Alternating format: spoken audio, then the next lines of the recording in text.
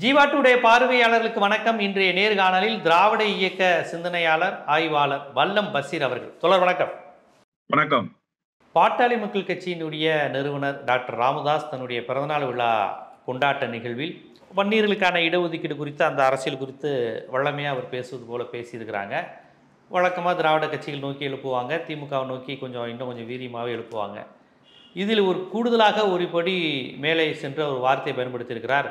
வேறு ஸ்டேட்டில் இருந்து வந்தவங்க, வேறு மாநிலத்திலேருந்து வந்தவங்கள்ட்ட நம்ம இடஒதுக்கீடு கேட்கணுமா, அவங்க நமக்கு தரணுமாங்கிற மாதிரி ஒரு வார்த்தையை விட்டுருக்காரு. இதெல்லாம் எப்படி தனது கட்சி தொண்டர்கள் இருக்கின்ற இடத்தில் இந்த மாதிரி பேசுனா ஒரு ஹைப் கிடைக்கும் அப்படிங்கிற அந்த கூட்டத்தை பார்த்தோன்னு பேசுகின்ற பேச்சா, இந்த மாதிரியான விமர்சனத்தை எப்படி பார்க்குறது?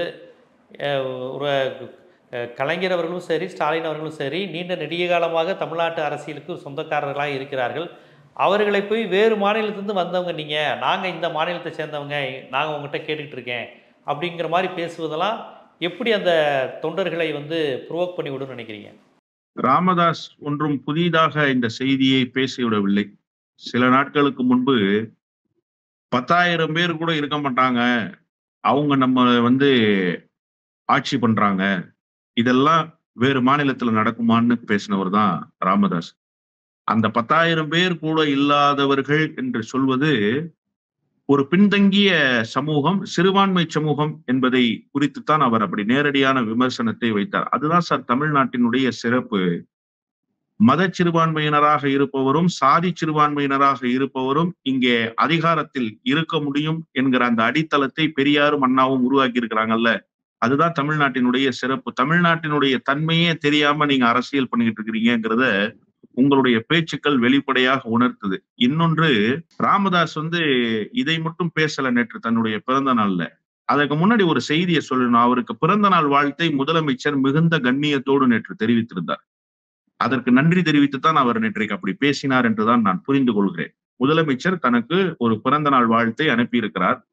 எனக்கு தெரிஞ்ச ஐயா நல்லக்கண்ணுவுக்கு அடுத்து தமிழ்நாட்டில் இருக்கக்கூடிய மூத்த அரசியல் தலைவர் அவர் தான் நினைக்கிறேன், ராமதாஸ் தான் இருக்கும். அப்படிப்பட்ட ஒரு தலைவர் எவ்வளவு பக்குவத்தோடு நடந்து கொண்டிருக்க வேண்டும். ஆனா நேற்று என்ன சொல்றாரு, இந்த ஊமை ஜனங்களுக்கு ஒரு இடஒதுக்கீடு கொடுங்கன்னு நான் கேட்டேன், அதை கொடுக்கல அவங்க.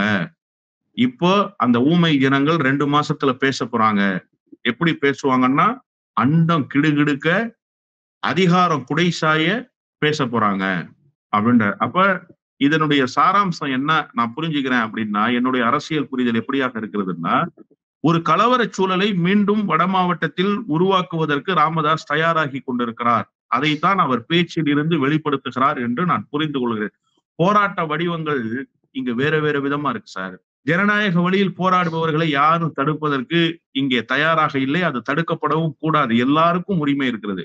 சாதாரண இயக்கங்களுக்கும் உரிமை இருக்கு, சாதாரண லெட்டர் பேட் அமைப்புகளுக்கும் உரிமை இருக்கு.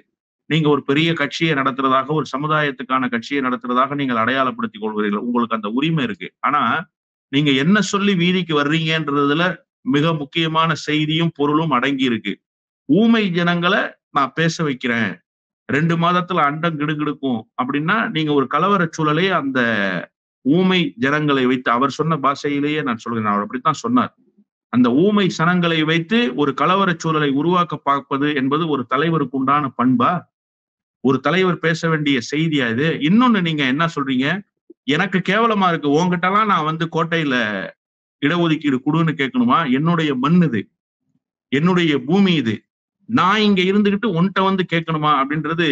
இது என்ன மாதிரியான குரல்னா, ஆதிக்கத்தின் குரல், சாதிய அடக்குமுறையினுடைய குரல். இந்த ஒடுக்கப்பட்ட தாழ்த்தப்பட்ட சமூகத்துல இருக்கிறவர்கள், அந்த ஆண்டை மனப்பான்மையில பெரிய பெரிய மிட்டா மிராசுகள், ஜமீன்தார்கள் எல்லாம் கடந்த காலத்துல வயல்வெளிகள்ல வேலை வாங்குற காட்சியை நான் சின்ன வயசுல பார்த்திருக்கேன். ஏண்டா அளந்து கொட்டுன்னா கொட்ட மாட்டியா? உன்கிட்ட நான் அளந்து கொட்டுன்னு சொல்லணுமா? நெல்ல ஒழுங்கா அளந்து கொட்டு அப்படின்னு சொல்ற நிலக்கலார்களை நான் பல முறை உன் இடத்துக்கு நான் வரணும், உன்கிட்ட நான் பேசணும், இது நேரம் இதான் வேலையா அப்படிங்கிற மாதிரி என் தகுதிக்கு அந்த காட்சிகளை நான் நேரடியாக பார்த்திருக்கிறேன். எங்க ஊர்ல நிறைய நடந்திருக்கு அந்த மாதிரியான சம்பவங்கள்.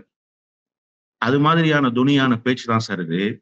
நான் என்ன கேட்கிறேன், நீ என்ன உயர்ந்த மனிதன் ஆகிவிட்டாய், அதிகாரத்தில் இருப்பவர்கள் என்ன தாழ்ந்த மனிதர்கள் ஆகிவிட்டார்கள்? தமிழ்நாட்டுல இருக்கிறவன் பூரா ஓட்டு போட்டு ஜனநாயக வழியில் ஒரு மகத்தான வெற்றியை பெற்றிருக்கிற இயக்கத்தினுடைய தலைவர் சார் அவரு. நீ யார கேவலப்படுத்துற தெரியுமா?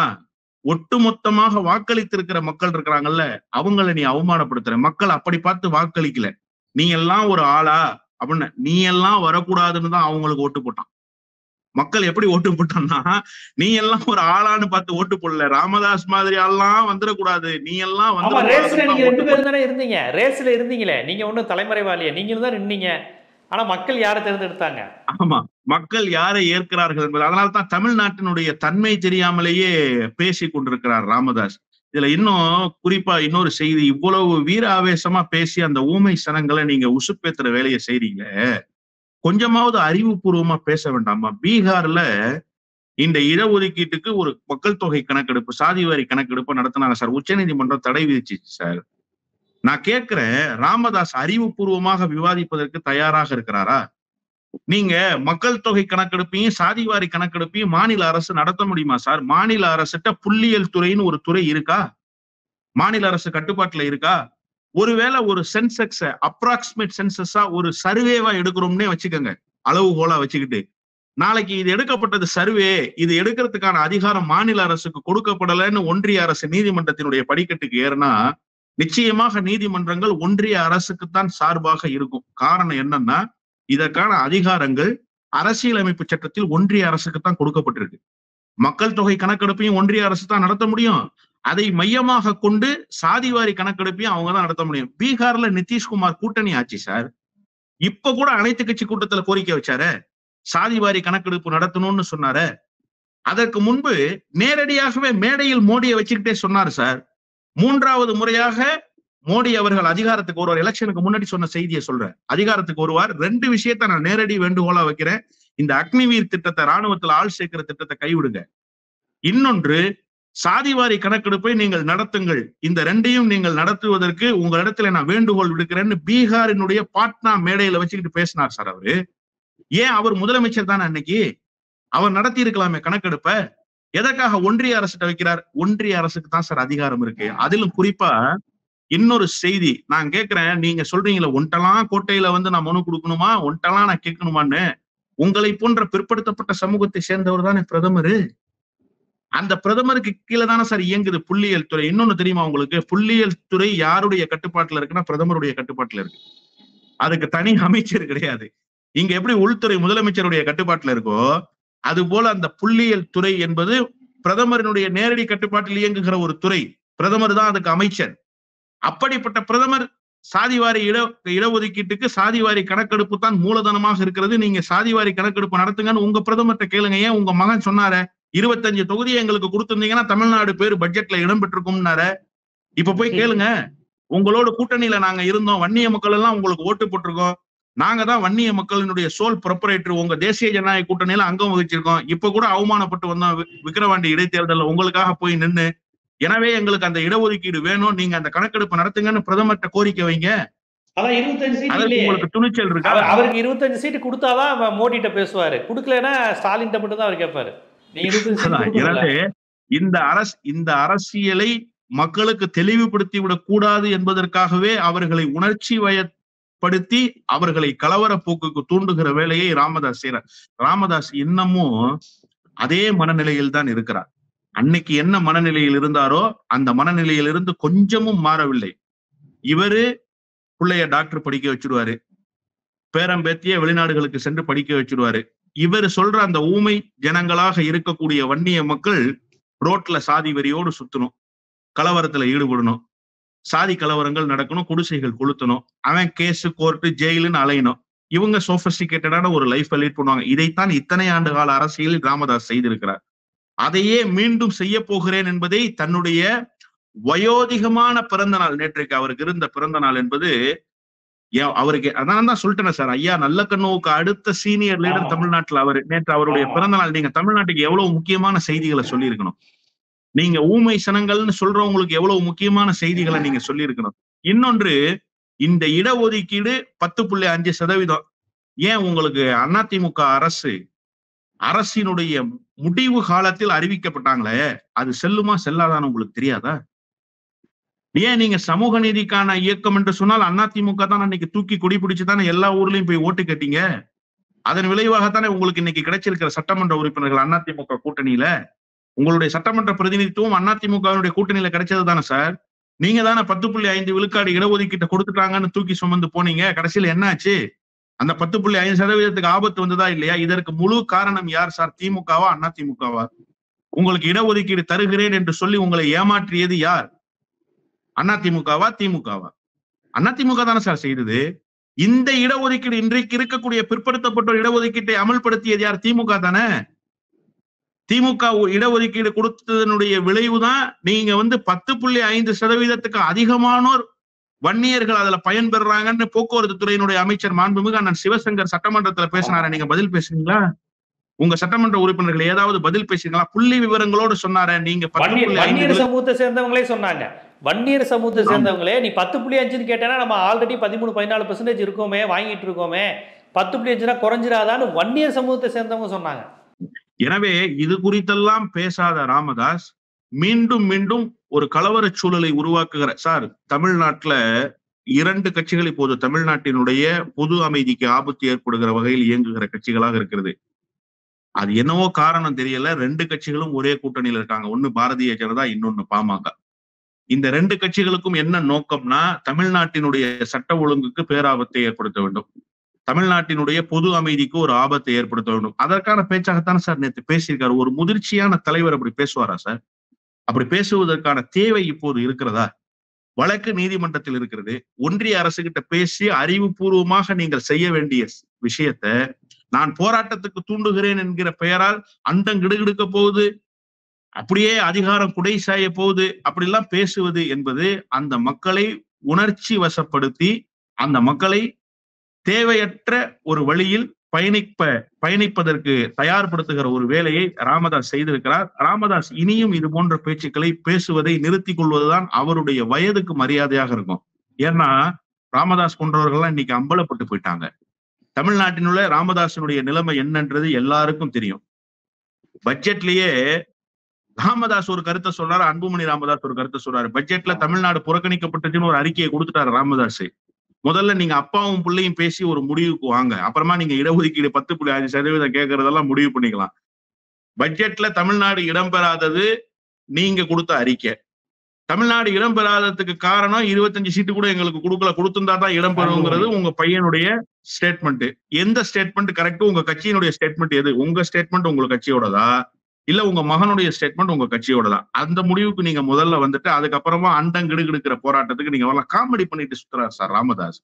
அவருக்கு இன்னும் தமிழ்நாட்டினுடைய சூழலும் புரியவில்லை, இன்னும் தமிழ்நாட்டில் எதை செய்ய வேண்டும் என்கிற புரிதலும் இல்லாமல் தடுமாறி கொண்டிருக்கிறார் ராமதாஸ் என்றுதான் நான் புரிந்து கொள்கிறேன். இப்ப சாதிவாரி கணக்கெடுப்புங்கிறது பாட்டாளி மக்கள் கட்சியினுடைய உயிர்நாடி கொள்கையா இருக்கு, திராவிட இயக்கத்தின் கொள்கையா இருக்கு. ஆனா இப்ப அவருடைய ஸ்டேட்மெண்ட் நீங்க கவனிச்சீங்களா? சாதிவாரி கணக்கெடுப்பு அவர் கேட்கல, 10.5 மட்டும் எப்படியாவது கொடுத்துருங்க அப்படிங்கிறாங்க. ஆனா அவங்க என்ன சொல்றாங்க, சாதிவாரி கணக்கெடுப்பு எடுத்து அதுல எவ்வளவு இருக்கோ கொடுப்போன்னு. அவர் அதுக்கு தயாரா இல்லை, 10.5 கொடுங்கிறது தான் அவர் கேட்கிறாரு. சாதிவாரி கணக்கெடுப்பு இப்ப எடுக்கணுமா? 10.5 ஆனா 10.5 தான் அவர் நிக்கிறாரு. ஏன்னா அவரே பல மேடைகளில் இத்தனை கோடி பேர் நாங்க இருக்கோம், எங்களுக்கு இடஒதுக்கீடு கொடுக்க மறுக்கிறார்கள்னு ஒரு புள்ளி விவரத்தை சொன்னாரு. எதன் அடிப்படையில் அந்த புள்ளி விவரம்னு அவருக்கு தான் தெரியும். தைலாபுரம் தோட்டத்தில் எடுத்த கணக்கெடுப்பு அது தமிழ்நாடு அரசோ இந்திய அரசோ எடுத்த கணக்கெடுப்பு இல்ல, தைலாபுர தோட்டத்து கணக்கெடுப்பு. அதை வைத்துக் கொண்டுதான் இத்தனை நாட்களாக எடப்பாடி பழனிசாமி உட்பட பலரையும் அப்படிதான் ஏமாத்தி இருக்காரு அவரு.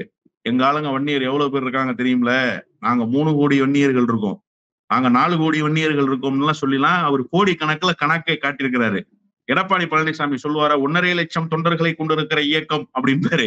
1.5 லட்சம் தொண்டர்களுக்கு 1.5 லட்சம் தொண்டர்களுடைய மனைவி மக்கள் ஓட்டு போட்டாலே அந்த கட்சி நிரந்தர ஆளுங்கட்சியா இருக்கும். அப்ப 1.5 லட்சம் தொண்டர்கள் எங்க போனாங்கிற கேள்வி தமிழ்நாட்டுல இருக்குல்ல, அந்த மாதிரி அதான் 1.5 லட்சம் 1.5 கோடி தொண்டர்கள். ஆமா 1.5 கோடி தொண்டர்கள். அது மாதிரி இவர் என்னன்னா எங்க வன்னியர் சமூகம் 3 கோடி பேர் இருக்காங்க, 2 கோடி பேர் இருக்காங்க அப்படின்னு சொல்லியே மேடைகளில் பேசி பழக்கப்பட்டாரு. இப்ப உண்மையிலேயே சாதிவாரி கணக்கெடுப்பு நடத்திட்டா எத்தனை பேர் படையாட்சி இருக்காங்கன்னு தெரிஞ்சு போயிடும் சார். இன்னொன்று, இவரை அம்பலப்படுத்துவதற்காக திராவிட இயக்கமோ அல்லது மற்றவர்களோ சாதிவாரி கணக்கெடுப்பு கேட்கல.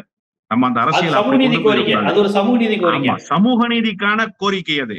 எல்லா சாதிகளும் எவ்வளவு இருக்கிறார்கள், அதன் அடிப்படையில் இடஒதுக்கீடு கொடுக்க வேண்டும் என்பதுதான். நீங்க 1 கோடி பேர் இருந்துகிட்டு 30% இடஒதுக்கீட்டை பெற்றுக் கொள்வது என்பது சமூக நீதிக்கு எதிரானது.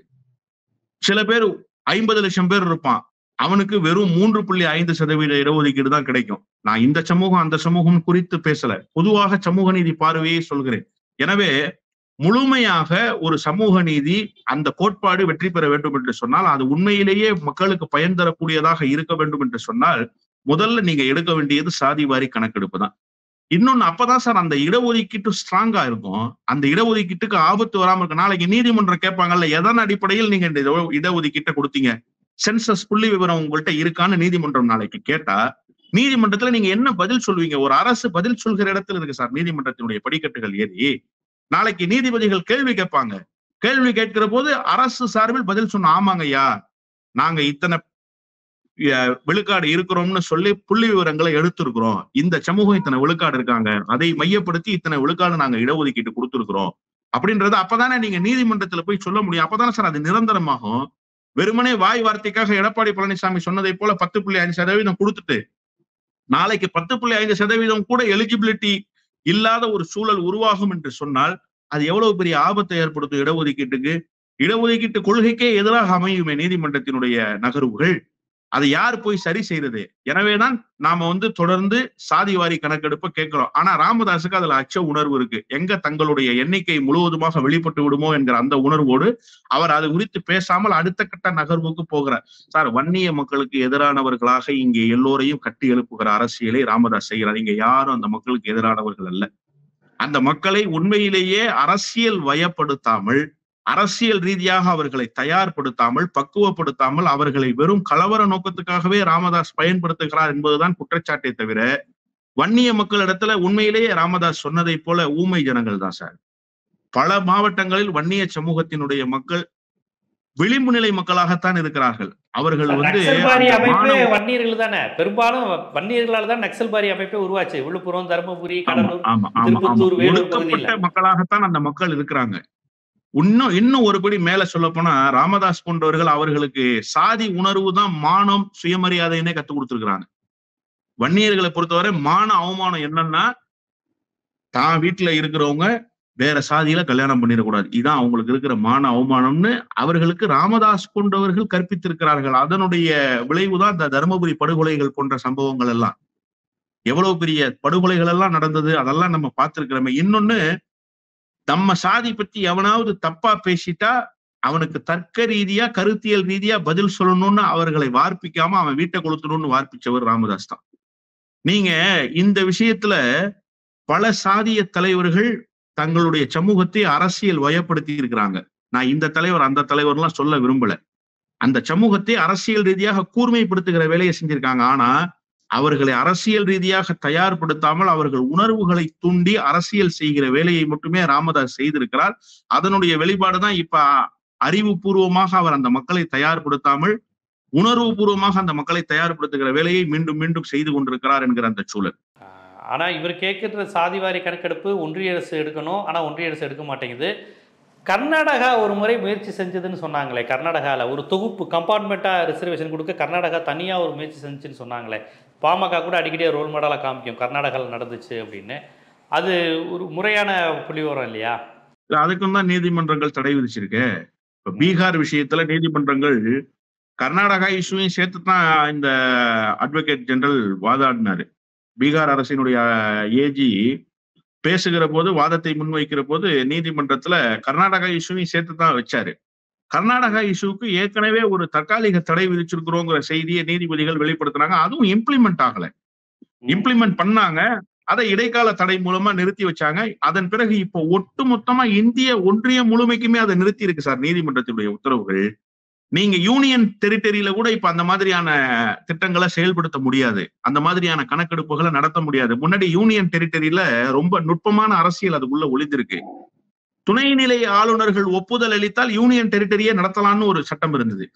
அதை அதுக்கப்புறம் ப்ரொவோக் பண்ணாங்க. இல்ல அது யூனியன் டெரிட்டரிக்குள்ள மட்டும் நடத்துறது அப்படின்றது யூனியன் டெரிட்டரிக்கு மட்டுமா இருக்காது, ஒரு மாநில அந்தஸ்து இருக்கிற எல்லா மாநிலங்களுக்குமாக அமைஞ்சிடும். சில இடங்கள்ல கவர்னர்கிட்ட நேரடியா நாங்க மனு கொடுத்து கேட்கிறோம், உத்தரவு கேட்கிறோம்னு சில மாநிலங்கள் போயிடுவாங்கன்னு ஒரு தரப்பும், இன்னொரு தரப்பு நீதிமன்றத்துல ஆளுநர்கள் யார், ஆளுநர்கள் கிட்ட நாங்க ஏன் ஒப்புதல் கேட்கணும்னு ஒரு தரப்பும் வாதத்தை முன் வச்சாங்க. அதன் பிறகு உச்சநீதிமன்றம் 2013ஆம் ஆண்டு என்று நினைக்கிறேன் அதுக்கும் தடை விதிச்சுட்டாங்க.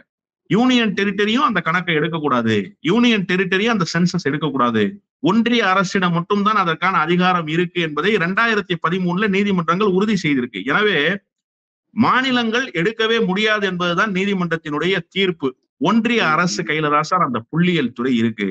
ஏன்னா நீங்க வந்து சாதிவாரி கணக்கெடுப்பு என்று நடத்துகிற போது ஒரு மாநிலத்தில் நீங்க சாதிவாரி கணக்கெடுப்பு நடத்த முடியாது. அதுல வந்து நிறைய இடர்பாடுகள் இருக்குதுன்றத ராமதாஸ் போன்றவர்களுக்கு நல்லா தெரியும். தெரிந்து கொண்டே அவர்கள் அப்படி பேசுறாங்க. ரொம்ப நுட்பமா ஒரு செய்தியை சொல்லுவோம். தமிழ்நாட்டுல இருக்கிற ஒரு பெயர் குறிப்பிட்ட சாதி வேறு மாநிலத்துல வேறு பெயரோடு இருப்பான். நீங்க நல்லா அதை புரிஞ்சுக்கணும். இங்கேயே பாத்தீங்கன்னா உடையார் என்று சொல்லப்படுகிற சமூகம் அவர்கள் பார்க்கவக்குள்ள சமூகமாக சில இடங்கள்ல இருக்கிறாங்க. இன்னும் சில இடங்கள்ல வேலூர் போன்ற இடங்கள்ல முதலியார்கள் உடையார்களாக பார்க்கப்படுகிற சாதியாக இருக்கிறாங்க. சில பேர் தேவர்னு தங்களை அடையாளப்படுத்திக்கிறாங்க, அவங்க அகமுடையர் சமூகத்துல இருக்கிறாங்க. சில பேர் கல்லர்னு தங்களை அடையாளப்படுத்திக்கிறாங்க, அவங்க பிறமலை கல்லர்ல இருக்காங்க. அதனாலதான் அந்த சாதி சங்கங்கள்லாம் சேர்ந்து ஒரு தீர்மானத்தை போட்டு எல்லோருமே தேவர் சமூகம். கல்லர் மறவர் அகமுடையருங்கிறது சாதி, தேவருங்கிறது பட்டம். நீங்க சொல்லக்கூடிய பெருமலை கல்லர்கள் மதுரை உசிலம்பட்டி தஞ்சாவூர் சைடு இருக்க கல்லர்கள் அவங்க வேற, அவங்க வாண்டையார் இந்த மாதிரி பட்டங்களோட அவங்க வேறு மாதிரி இருப்பாங்க தனியா. இல்ல அதுலதான் அவங்க என்ன சொன்னாங்கன்னா, எல்லோ சமூகமும் தேவர்களாகவே பதிவு செய்துக்கணும் கணக்கெடுப்புகள்ல. புள்ளி விவரங்கள் கேட்டு வருகிற போது தேவர் சமூகம்னே நம்ம அடையாளப்படுத்திக்கணும், ஒட்டுமொத்த தேவர் சமூகமும் முக்குளமாக சேர்ந்து தேவர் சமூகமா இருக்கணும் அப்படிங்கிற ஒரு கோட்பாட்டுக்குள்ள அவங்க வந்தாங்க. இது தமிழ்நாட்டுல இருக்கிற இஷ்யூ சார். தமிழ்நாட்டுல பெரிய அந்த மாதிரியான பதிவு செஞ்சா இடஒதுக்கீடு பாதிக்கப்படும். ஏன்னா அகமுடையர் பிசில வராங்க, நீங்க சொல்லக்கூடிய பெருமலை கல்லர்கள் எம்பிசில வராங்க. ஒட்டுமொத்தமா பதிஞ்சா அவங்களுக்கான இடஒதுக்கீடு உரிமை பாதிக்கப்படும். அந்த அரசியல் எப்படின்னா, நாங்க 2 கோடி படையாட்சிகள் இருக்கும் போதே நாங்க 3 கோடி தேவர்கள் இருக்கோம்னு சொல்ற அரசியல் தான். நீங்க இடஒதுக்கீட்டுக்குள்ளெல்லாம் இந்த அரசியலை பூர்த்தி பார்க்க வேண்டிய அவசியம் இல்லை. அது சமூக நீதி கோட்பாடு. சாதி அமைப்புகள் நடத்துகிற அடக்குமுறைகளை கையில் எடுக்கிற ஆதிக்க சமூகமாக இருக்கிறவர்களுக்கு அந்த எண்ணிக்கையே பேசணும். பார்த்தல்ல புள்ளி விவரத்துல நாங்க எத்தனை பேர் தேவமார் இருக்கோம்னு, பார்த்தல்ல புள்ளி விவரத்துல இதுல கொஞ்சம் பேர் முஸ்லிம்ஸும் கிளம்பிட்டான். நாங்க ராவுத்தர் எத்தனை பேர் இருக்கோம் தெரியும்ல அப்படின்னு சொல்லி பேசுறதுக்கும் கொஞ்சம் பேர் கிளம்பிட்டான். இது ஒரு சாபக்கேடு சார். இது நீங்க இந்த ஜாதி தான்னு சொல்லிட முடியாது. எல்லா மதத்துக்குள்ளயும் அதுல பிரச்சனை இருக்கு. ஒரு பெரும்பான்மைவாத பெருமை இருக்கு அதுல. ஆமா ஆமா ஆமா. அதுல ஏதாவது பயன் இருக்கான்னா ஒரு இட்லி கூட கிடைக்காது. அது அவர்களுக்கு பிரச்சனை இல்லை. ஆனா பேசணும், நாங்க ஆண்ட சாதி என்று பேசிக்கொள்ளணும், நாங்க வந்து பெரும்பான்மை சமூகம்னு பேசிக்கொள்ளணும். அதுல ஏதோ அவர்களுக்கு ஒரு மகிழ்ச்சி, அதை நோக்கி அரசியல். இப்ப இதுல என்ன பிரச்சனைன்னா, இந்திய சமூகங்களுக்குள்ள இதுல ஒரு இடர்பாடுகள் இருக்கு. வேறு வேறு சாதிகளாக வெளிப்படுபவர்களை நீங்க வந்து கண்டறிந்து ஒட்டுமொத்தமாக, இப்ப யாதவர்கள் வந்து உத்தரப்பிரதேசத்திலயும் இருக்காங்க, தமிழ்நாட்டுக்குள்ளயும் இருக்காங்க, ஆந்திராவிலையும் இருக்காங்க, பீகார்லயும் இருக்காங்க. இப்ப நீங்க இவங்களுடைய புள்ளி விவர கணக்கெடுப்ப எந்த அடிப்படையில நீங்க எடுக்க போறீங்க?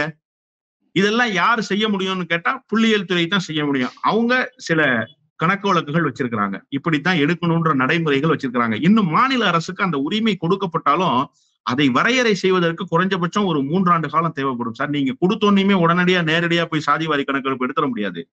இந்த சாதிவாரி கணக்கெடுப்பை எந்தெந்த அட்டவணைகளில் எடுக்க வேண்டும்னு முதல்ல கருத்து கேட்பு கூட்டம், அனைத்து கட்சி கூட்டத்தை நடத்துவாங்க. அதன் பிறகு என்ன செய்வாங்க, மக்களிடத்துல நேரடியாகவே அந்தந்த குழுக்கள் அமைச்சு கருத்து கேட்கப்படும். எப்படி இதை எடுக்கிறது அப்படிங்கறத நீங்க இல்லாத சாதிகள் பேர், நீங்க எத்தனை சாதிகளுடைய பெயரை கணக்குல எடுப்பீங்க? இல்லாத சாதிகள்லாம் ஒண்ணு இருக்கும். நீங்க 35 சாதி பட்டியல் போட்டீங்கன்னா 36வது ஒரு சாதி இருக்கும். அந்த ஃபில் பண்றதுக்கான அந்த இடமே இல்லாம இருக்கும். நிறைய இடங்கள்ல அந்த மாதிரி சாதி சான்றிதழ் கேட்கும் போது வந்திருக்கும். சில மைனாரிட்டி சமூகங்கள்லாம் இருக்கிறாங்க சார். 300 பேர் கொண்ட சமூகங்கள்லாம் இருக்கிறாங்க. வண்ணார் சமூகம் என்று ஒரு சமூகம் இருக்கிறது, உடை துவைக்கிற சமூகம். அந்த உடை துவைக்கிற சமூகத்துக்கு, வெள்ளையாக்குகிற சமூகத்துக்கு அவர்களுடைய உடையை துவைக்கிற சமூகம்னு ஒரு சமூகம் இருக்கு, புதிரை வண்ணார் சமூகம். அதுக்கு இடஒதுக்கீடு கொடுத்தாரு கலைஞர். அந்த கோரிக்கையை பட்டியல் சமூகத்தினருக்கு சேவை செய்வதற்கு அந்த சமூக மக்கள் புதிரை வண்ணார்கள் ரொம்ப மைக்ரோஸ்கோபிக் சமூகம். இந்த மாதிரியான மைக்ரோ கம்யூனிட்டி எல்லாம் நீங்க வந்து வரிசைப்படுத்த வேண்டியிருக்கு. இதுக்காக ஒரு 3 ஆண்டுகள் தயாரிப்பு தேவைப்படுது. இதெல்லாம் ஏற்கனவே தயாரிப்புகள் யார் இடத்துல இருக்குன்னா ஒன்றிய அரசு இடத்துல இருக்கு. ஒன்றிய அரசு இடத்துல அந்த துறை இருக்கு, அந்த அதிகாரம் இருக்கு. எனவேதான் அவர்கள் செய்ய வேண்டும் என்கிற கோரிக்கையை எல்லா மாநிலங்களும் முன்வைக்கிறாங்க. அதனாலதான் நான் சொன்னேன் பீகார்ல நிதிஷ்குமார் முன் வச்சிருக்காரு. இது ராமதாஸுக்கு இந்த தெரியாத இடையில எம்ஜிஆர் பீரியட்ல அம்பாசங்கர் கமிட்டி எல்லாம் போட்டாங்களே, அது சரி வரல என்ன? அதை டெஸ்ட் பண்ணாங்க அம்பாசங்கர் கமிட்டி. அதுதான் சார் உங்களுக்கு 2013 தீர்ப்புக்கு முன்னாடி வரைக்கும் நீங்க வேற வேற விதமாக இந்த விஷயங்களை எல்லாம் செய்து கொள்வதற்கான சாத்தியக்கூறுகள் இருந்தது. 2013 தீர்ப்புக்கு பிறகு எந்த மாநிலமும் இது போன்ற நடவடிக்கைகளில் ஈடுபட முடியாது என்கிற தீர்ப்பு உறுதி செய்யப்பட்டுச்சு. ஏன்னா யூனியன் டெரிட்டரிக்கே வாய்ப்பு இல்லை, ஆளுநர்கள் துணைநிலை ஆளுநர்களோட ஒப்புதலை பெற்று செய்வதற்கு வாய்ப்பு இல்லை அப்படிங்கும் போது அதுல என்ன தீர்ப்புல சொன்னாங்கன்னா, மாநிலங்களும் இதை கேட்கிற சூழல் நாளைக்கு வரும் என்கிற காரணத்தால் இந்திய ஒன்றியத்திடம் இருக்கக்கூடிய அதிகாரம் நாளை மாநிலங்களுக்குள் போய் சேருகிற போது இதனுடைய பிரச்சனைகளை களைகிற இடத்தில் ஒன்றிய அரசு தான் இருக்கு. எனவே இந்த அதிகாரம் ஒன்றிய அரசிடத்துல இருப்பதுதான் சரின்னு சொல்லிதான் தீர்ப்பு கொடுத்திருக்காங்க. தீர்ப்பினுடைய சாராம்சமே மாநிலம் கேட்கும் நாளைக்கு, அது கேட்கக்கூடாதுங்கிறதுனாலதான் உங்களுடைய அதிகாரத்தையும் நாங்க மறுக்கிறோம்னு சொல்லி தீர்ப்பு கொடுத்த பிறகு மாநிலங்கள் எப்படி எடுக்க முடியும்? இப்ப அதை சொல்லி காரணம் காட்டித்தானே நீதிமன்ற தீர்ப்புகளை காரணம் காட்டித்தானே பீகாருக்கு சொன்னாங்க. அதை காரணம் காட்டித்தானே கர்நாடகத்துல எடுக்கப்பட்ட நடவடிக்கையை நிறுத்தி வச்சிருக்கிறாங்க. எனவே இது ஒன்றிய அரசிடமிருந்து நடைபெற வேண்டிய ஒரு செயல்முறையாகவும் ஒரு கணக்கெடுப்பாகவும் இருக்கிற காரணத்தால் அவர்கள் தான் அதை செய்ய வேண்டும் என்பதுதான் கோரிக்கை. இதை ராமதாஸ் போன்றவர்கள் கூட்டணியில் இருந்து கொண்டு நிதிஷ்குமார் பேசுறது மாதிரி பேசணும். அதை விட்டுட்டு அரசியல் செய்கிறேன் என்கிற பேர்வழி காரணமாக இவர்கள் தமிழ்நாடு அரசை குறை சொல்வதும், உங்ககிட்ட வந்து நான் இடஒதுக்கீடு கேட்கணுமா என்று கேட்பதும் அரசியல் லாபத்துக்குத்தான் பயன்படுமே தவிர உண்மையான தீர்வை அது தராது. கண்டிப்பா ரொம்ப ஒரு முக்கியமான அரசியல்.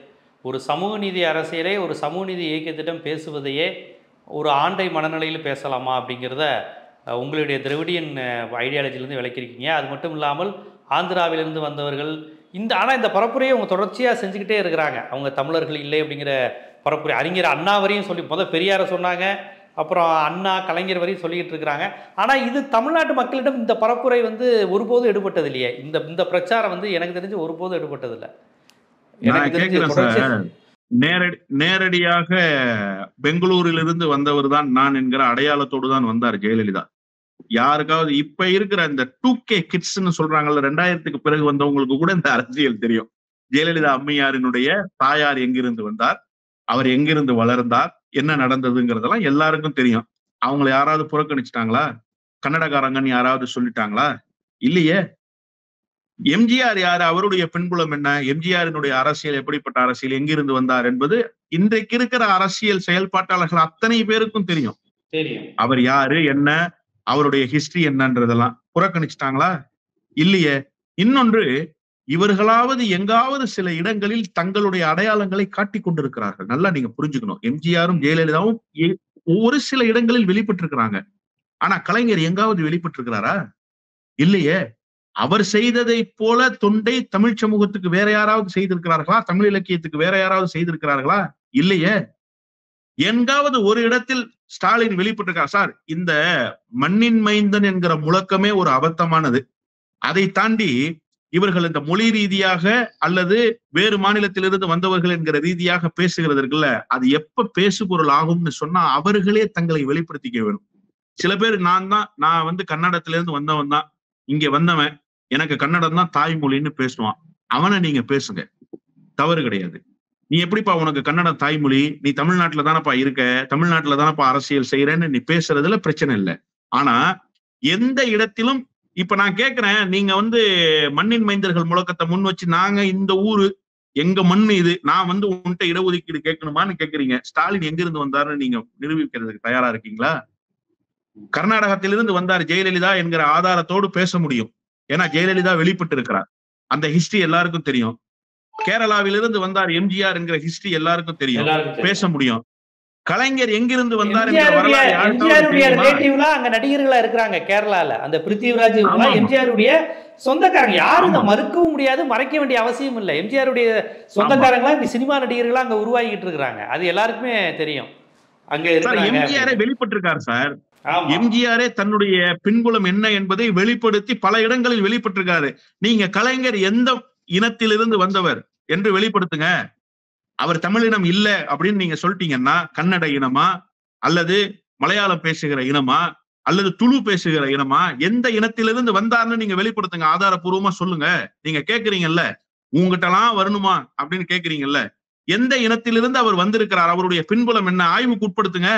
அதை நீங்க வெளிப்படுத்துங்க.